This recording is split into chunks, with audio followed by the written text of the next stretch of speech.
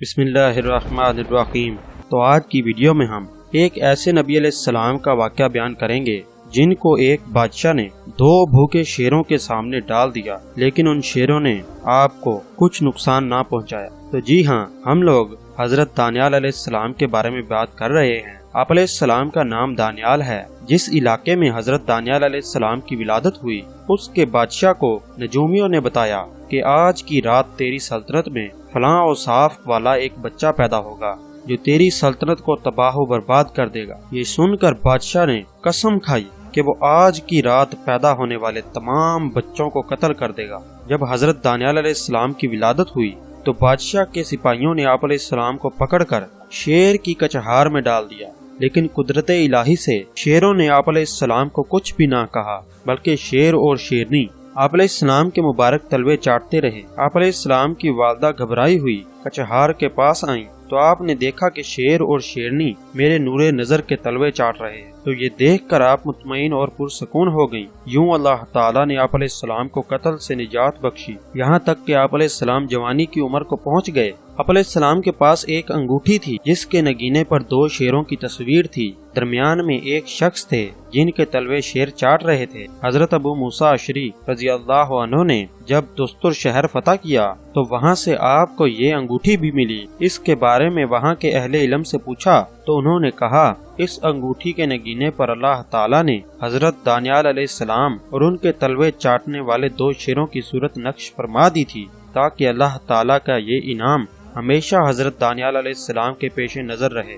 حضرت علی کرم اللہ وجہ الکریم فرماتے ہیں، بخت نصر حضرت دانیال علیہ السلام کے پاس آیا تو انہیں بھی قید میں ڈالنے کا حکم دیا۔ پھر اس نے 2 شیر منگوائے جنہیں ایک خشک کنویں میں پھینکا اور حضرت دانیال علیہ السلام کو بھی اسی کنویں میں ڈال کر اوپر سے کنویں کا منہ بند کر دیا۔ پھر 5 دنوں بعد اسے کھولا تو یہ دیکھ کر حیران رہ گیا کہ حضرت دانیال علیہ السلام کھڑے ہو کر نماز ادا فرما رہے ہیں اور دونوں شیر کنویں کے ایک کونے میں بیٹھے ہیں۔ ان شیروں نے حضرت دانیال علیہ السلام کو کچھ بھی نہ کہا۔ بخت نصر نے کہا، مجھے بتائیں کہ آپ نے کیا پڑھا جس سے یہ شیر آپ سے دور رہے؟ ارشاد فرمایا، میں نے یہ کہا تھا کہ تمام تعریفیں اس اللہ تعالیٰ کے لیے ہیں جو اپنے اوپر بھروسہ کرنے والے کو کسی اور کے سپرد نہیں کرتا۔ جب اس کنویں میں آپ علیہ السلام کو بھوک پیاس محسوس ہوئی تو اللہ تعالیٰ نے ملک شام میں حضرت ارمیہ علیہ السلام کو وحی فرمائی کہ حضرت دانیال علیہ السلام کے لیے کھانے پینے کا انتظام کریں۔ انہوں نے عرض کی،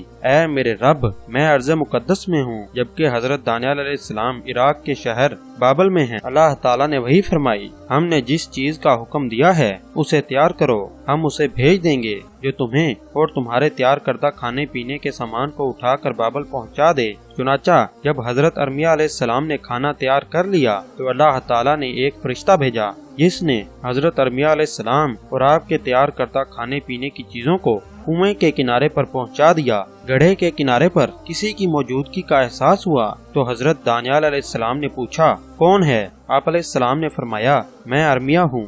حضرت دانیال علیہ السلام نے فرمایا، کیسے آنا ہوا؟ فرمایا، مجھے اللہ تعالیٰ نے بھیجا ہے۔ حضرت دانیال علیہ السلام نے پوچھا، میرے رب نے مجھے یاد کیا ہے؟ حضرت ارمیہ علیہ السلام نے جواب دیا، جی ہاں، بنی اسرائیل نے طویل عرصے تک بخت نصر کا ظلم و ستم اور قید و بند کی صحبتیں برداشت کی۔ پھر ایک وقت ایسا آیا کہ یہ لوگ سچے دل سے رب تعالیٰ کی بارگاہ میں اپنی نافرمانیوں پر معافی کے طلبگار ہوئے، اپنے گناہوں سے توبہ کی اور تکبر و فساد سے باز آ گئے تو اللہ تعالیٰ نے ان پر یوں کرم فرمایا کہ انہیں اپنے اوپر مسلط لوگوں پر غلبہ عطا کر دیا، مال و دولت اور ان کے بیٹوں سے ان کی مدد فرمائی اور ان کی تعداد کو بڑھا دیا۔ اس غلبے کی صورت یوں ہوئی کہ جب ملک فارس کے ایک بادشاہ نے بابل پر حملہ کیا اور بخت نصر کی فوجوں کو شکست دے کر بابل فتح کر لیا، اللہ تعالیٰ نے اس بادشاہ کے دل میں بنی اسرائیل کے لیے شفقت ڈال دی، چنانچہ اس نے انہیں قید سے آزاد کر دیا۔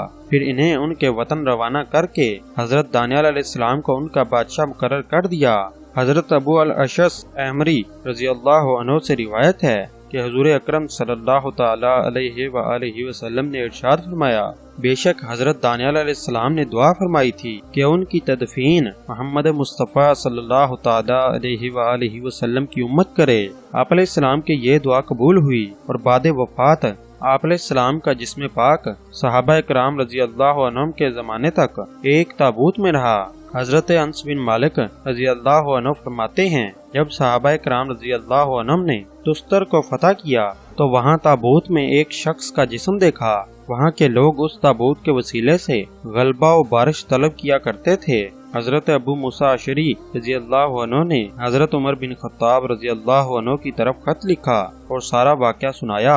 हजरत उमर रजी अल्लाह अन्हु ने जवाब में लिखा, ये अल्लाह ताला के नबियों में से एक नबी हैं और इनके बदन पाक को ना आग खाती है और ना जमीन। तुम और तुम्हारा एक साथी कोई ऐसी जगह देखो जिसका तुम दोनों के अलावा किसी को इल्म ना हो, वहाँ इस ताबूत को दफन कर दो। चुनांचे हजरत मूसा अशरी रज़ी अल्लाह अन्हु ने एक गुमनाम जगह पर उनकी तदफीन फरमा दी। उम्मीद करता हूँ कि आपको आज की वीडियो बहुत पसंद आई होगी। एक मरतबा दुरूद पाक पढ़ लें, अपना बहुत सारा ख्याल रखें, दुआओं में याद रखें। अल्लाह हाफिज।